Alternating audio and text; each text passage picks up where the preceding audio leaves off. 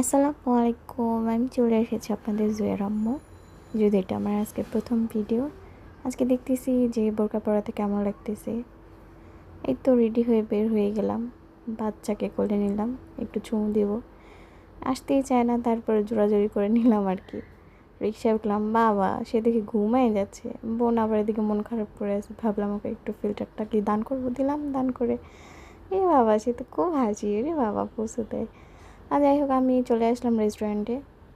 চলে এসে দেখলাম যে এখানে কেমন লাগতেছে, ওদের ডেকোরেশনটা খুবই সুন্দর। আমি একটু পোজ দিচ্ছি যে আমাকে কেমন লাগতেছে, একটু ভালো করেই দেখি।